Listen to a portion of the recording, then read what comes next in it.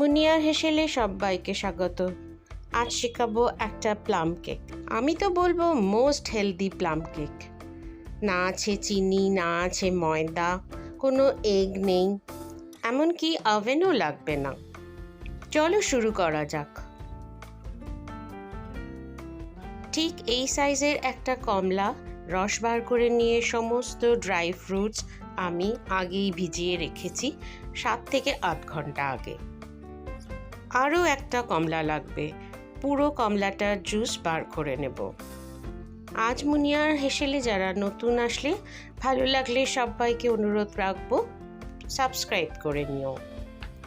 এই কেকে আসলে লাগে ব্রাউন সুগার, কিন্তু আমি ব্রাউন সুগারে করব না, আমি গুড় দিয়ে করব।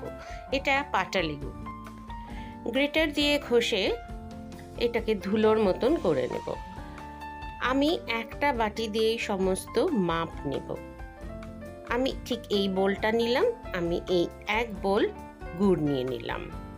নিয়েছি আমুল লাইট, এটা নেব ওই বোলেই নেব হাফ, মানে এখানে 100 গ্রাম আমুল লাইট নিলাম। বাকিটা ভরে নেব যে কোনো ভেজিটেবল অয়েল দিয়ে। এক বোল তেল আর স্প্রেড দিয়ে করে নিয়েছি এবং সেটা একটা বড় পাত্রে নিয়েছি এবং এভাবে ফেটিয়ে নিচ্ছি। ভালোভাবে ফাটিয়ে নিতে হবে।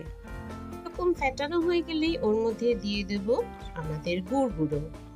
এটাও ভালো করে ফেটাতে হবে এবং খুব তাড়াতাড়ি দেখবে মিশে গিয়েছে। ওই সেম বোলের আমি 2.5 কাপ আটা নেব, ময়দা নয়, আটাটা ছেঁকে নেব। একসঙ্গে 2 বোল নিয়ে নেব। তেল ও গুড়ের মিশ্রণের সঙ্গে এই 2 বোল আস্তে আস্তে করে ফেটিয়ে নেব। কেক ফেটানোটাই সব, একটু যত্ন নিতে হবে আর একটু ধৈর্য।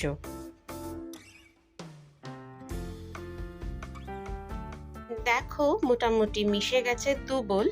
এর উপরে দিয়ে দেব আর হাফ বোল। ওই হাফ বোলটাও সুন্দর করে ছেঁকে নেব। অল্প অল্প আটা দিয়ে মেশালে ডোটা ভালো হয়।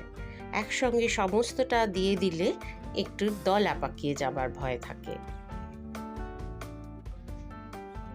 দেখো সহজেই মিশে যাচ্ছে। এই রকম অবস্থায় দিয়ে দেব আগে করে রাখা জুসটা। তার মধ্যে দেব 2 চামচ দই। এবার এই দুটো দিয়ে একসঙ্গে ফেটাবো। একটু সময় লাগবে, কিন্তু ধৈর্য ধরে যদি করো এটা সত্যি হতে খুবই সুন্দর হবে, খুবই ভালো হবে। এই পর্যায়ে এসে বানিয়ে নেব কেকের মোলটা। কাগজ দিয়েও করতে পারো বা তেলের মধ্যে ময়দা ছড়িয়েও করতে পারো। আর একটা বড় প্যানে দিয়ে দিলাম নুন। এটা আমি অনেক কিছুতে ইউজ করি বলে এরকম রং হয়ে গিয়েছে। এটা আমি প্রিহিট করতে বসিয়ে দিলাম মিডিয়াম আছে। ইতিমধ্যে ওটার মধ্যেই নিয়ে নিলাম সমস্ত ড্রাই ফ্রুটস আর সঙ্গে যেটুকু অরেঞ্জ জুস ছিল সেটুকু নিয়ে নিলাম। এরকম অবস্থায় কিন্তু একটা হাতা বা খুন্তি বা এরকম স্প্যাচুলা দিয়েই বানাতে তোমার সুবিধা হবে। দিয়ে দিলাম হাফ টিস্পুন লবঙ্গ আর দারচিনি গুঁড়ো, একটু নুন, আর দিয়ে দিলাম 2 চামচ অরেঞ্জ এসেন্স। যেহেতু গুড় দিয়ে করছি দিয়ে দিলাম 2 চামচ নলেন গুড়। থাকলে দিও, না থাকলে দেওয়ার দরকার নেই। নর্মাল টেম্পারেচারে রাখা 4 চামচ দুধ আর বেশ খানিকটা টুটি ফুটি দিয়ে আবার মেশাতে শুরু করে দিলাম। আসলে প্লাম কেকে দেয় ব্রাউন সুগার, চিনি ইউজ করব না বলেই গুড় দিয়ে করছি।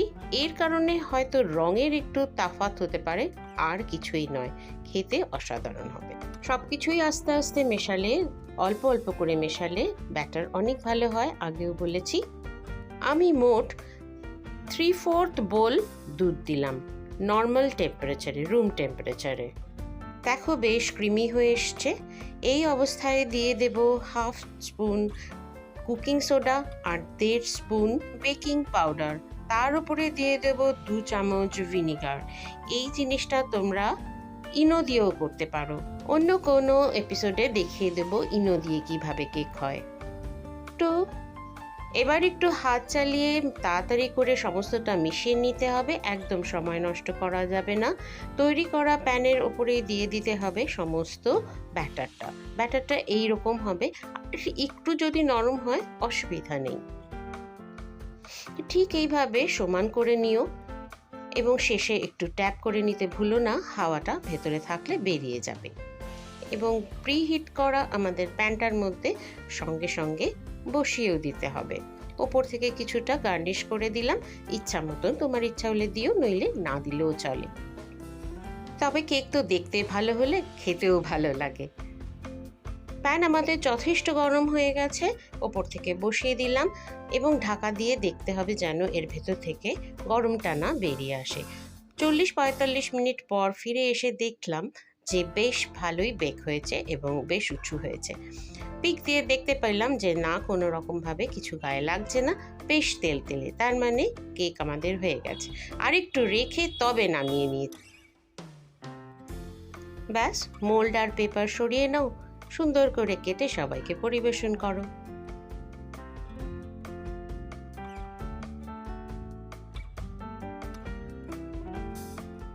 এই স্বাস্থ্যকর কেক একবার তো করে খাওয়াতেই হবে বাড়ির লোককে। স্টেপ বাই স্টেপ আমি ঠিক যেভাবে করলাম ঠিক সেইভাবে করো, অবশ্যই কেকটা ভালো হবে। মেজারমেন্ট আর স্টেপ এই দুটো মাথায় রেখে এগিয়ে যাও। ঠিক এইভাবেই পাশে থাকো বন্ধুরা, তোমাদের সাপোর্ট ছাড়া এগোনো একদম অসম্ভব। আজ হুনিয়ার এসেলে যারা নতুন আসলে তাদের সবাইকে স্বাগত। ভালো লাগে অবশ্যই সাবস্ক্রাইব করে নিও এবং অনেক অনেক করে শেয়ার করো। আর তোমাদের একটা লাইক আমাকে অনেক অনুপ্রেরণা দেয়। ভালো খাও, ভালো থাকো।